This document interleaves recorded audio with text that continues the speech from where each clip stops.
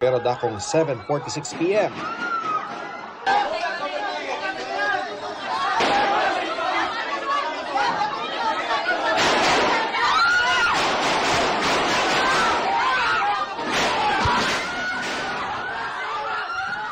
Umalingaw-ngaw ang sunod-sunod na putok sa second floor ng Senado kung nasaan ang media.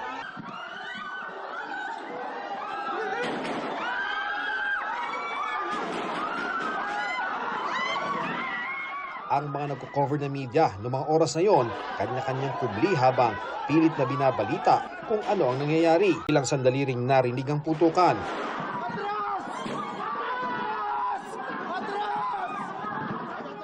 Maya-maya'y pinatay na ang ilaw at pumuesto ang mga sundalong kasama sa mga bantay ng Senado sa ilang bahagi ng hallway.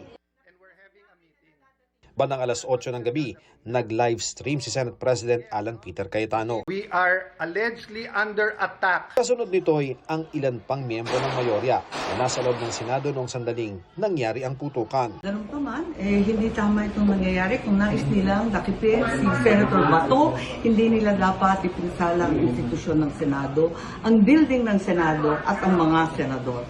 Bandang 8:15 ng gabi, humarap sa media si Senate Secretary Mark Leandro Mendoza at sinabing nakabarila ng Senate Security ang mga taga-NBI umano. Mga kapuso, doon po sa lugar na yan, yan po yung pagitan ng Senado at GSIS.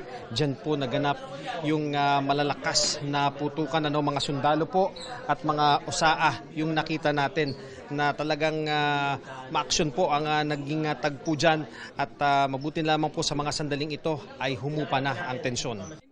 Dumating sina PNP Chief Jose Melencio Nartates Jr. at DILG Secretary John Vic Remulla na prioridad daw ang seguridad ng mga senador na nasa loob pa ng gusali.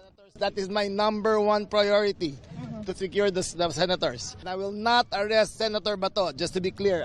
Nandito na po si Secretary John Vic Remulla. Kalma lang po kayo.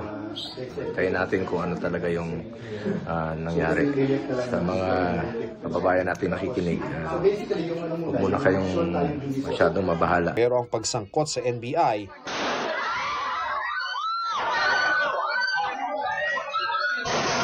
mariing itinanggi ng NBI sa panayam ng 24 oras pasado alas 9. May mga NBI daw puro na pinapuputukan sila. Ang problema po niyan, wala naman po kami dineploy doon at wala namang utos na may aarestuhin po si Senator Bato. So sabi ko, hindi imbestigahan nyo, pahuli nyo.